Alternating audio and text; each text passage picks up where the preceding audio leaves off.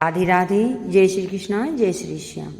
आज आपने सुनेंगे तुलसी माता व्रत कथा। जिस श्री विष्णु भगत ने एकादशी का व्रत किया है उनके लिए प्रस्तुत है तुलसी माता व्रत कथा। द्वादशी के पारायण में ये कथा अवश्य सुननी चाहिए, जिससे हमारा व्रत भली भांति पूर्ण होता है। तो आइए शुरू करते हैं तुलसी माता व्रत कथा। कथा प्रारंभ करने से पहले सभी माता बहनों से अनुरोध है कि कमेंट बॉक्स में जय तुलसी महारानी की जरूर लिखें। बोल तुलसी माता की जय। तुलसी से जुड़ी एक बहुत ही प्रचलित कथा है। श्रीमद् भागवत में इसके अवतरण की दिव्य लीला की कथा भी बताई गई है। एक बार शिव ने अपने तेज को समुद्र में फेंक दिया था। उससे एक महातेजस्वी बालक ने जन्म लिया। वह बालक आगे चलकर जालंधर के नाम से पराक्रमी दैत्य राजा बना।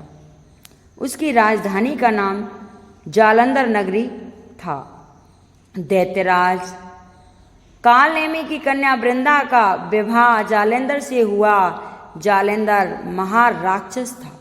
अपनी सत्या के मद में चूर उसने माता लक्ष्मी को पाने की काम वासना से युद्ध किया, परंतु समुद्र से ही उत्पन्न होने के कारण माता लक्ष्मी ने उसे अपना भाई के रूप में स्वीकार कर लिया।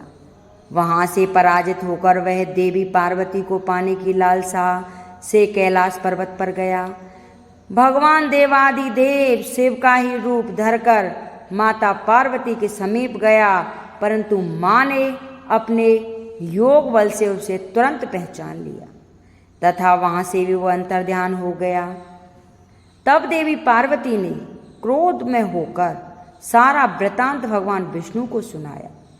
जालंधर की पत्नी वृंदा अत्यंत पतिव्रता स्त्री थी। उसी के पतिव्रत धर्म की शक्ति से जालंधर ना तो मारा जाता और ना ही पराजित होता। इसलिए जालंधर का नाश करने के लिए वृंदा के पतिव्रत धर्म को भंग करना बहुत ही जरूरी था।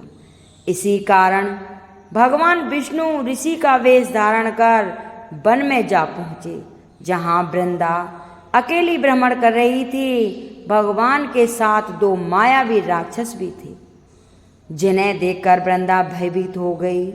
ऋषि ने वृंदा के सामने पल में दोनों को भस्म कर दिया।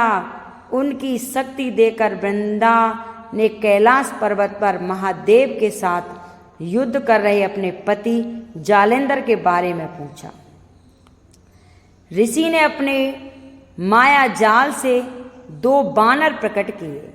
एक बानर के हाथ में तलवार का सिर था तथा दूसरे के हाथ में धड़। अपने पति की यह दशा देखकर वृंदा मूर्छित होकर गिर पड़ी। होश आने पर उन्होंने ऋषि रूपी भगवान से विनती की कि वह उनके पति को जीवित करें। भगवान ने अपनी माया से पुनः जालंधर का सिर धड़ से जोड़ दिया, परंतु स्वयं भी वह उसी शरीर में प्रवेश कर गए। वृंदा को इस छल का जरा आभास न हुआ। जालंधर बने भगवान के साथ वृंदा पतिव्रता का व्यवहार करने लगी, जिससे उसका सत्यत्व भंग हो गया। ऐसा होते ही वृंदा का पति जालंधर युद्ध में हार गया। इस सारी लीला का जब वृंदा को पता चला तो उसने क्रोध में होकर भगवान विष्णु को शिला होने का श्राप दे दिया तथा स्वयं सती हो गई। जहाँ वृंदा भस्म हुई वहाँ तुलसी का पौधा होगा। भगवान विष्णु ने वृंदा से कहा, हे वृंदा, तुम अपने सतीत्व के कारण मुझे लक्ष्मी से भी अधिक प्रिय होगी। अब तुम तुलसी के रूप में सदा मेरे साथ रहोगी। जो मनुष्य भी मेरे सालग्राम रूप के साथ तुलसी का विवाह करेगा उसे इस लोक और परलोक में विलुप्त यश प्राप्त होगा। जिस घर में तुलसी है वहाँ यम के दूत भी असमय नहीं आ जा सकते। गंगा व नर्मदा के जल में स्नान तथा तुलसी का पूजन बराबर माना जाता है। चाहे मनुष्य जितना भी पापी हो क्यों ना हो, मृत्यु के समय जिसके प्राण मंजरी सहित तुलसी और गंगा जल मुख में रखकर निकल जाते हैं, वह पापों से मुक्त होकर वैकुंठ धाम को प्राप्त होता है। जो मनुष्य तुलसी व आंवले की छाया में अपने पितरों का श्राद्ध करते हैं, उनके पितर मोक्ष को प्राप्त हो जाते हैं। उसी दैत्य जालेंदर की यह भूमि जालेंदर नाम से विख्यात है। सती वृंदा का मंदिर मोहल्ला कोट किशनगंज में स्थित है। कहते हैं इस स्थान पर एक प्राचीन गुफा भी है जो सीधी हरिद्वार तक जाती थी। सच्चे मन से 40 दिन तक सती वृंदा देवी के मंदिर में पूजा करने से सभी मनोरथ पूर्ण होते हैं।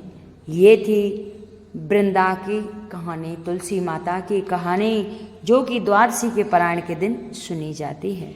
जो भी माता बहनें एकादशी का व्रत करती हैं, उन्हें द्वादशी के दिन तुलसी माता की कथा अवश्य सुननी चाहिए, जिससे हमारा व्रत भली भांति पूर्ण होता है और भगवान का आशीर्वाद मिलता है। अगर मेरी कथा किसी को अच्छी लगी हो तो इसे लाइक करें, शेयर करें, सब्सक्राइब करें और कमेंट बॉक्स में जय तुलसी माता की जरूर लिखें। बोल तुलसा महारानी की जय।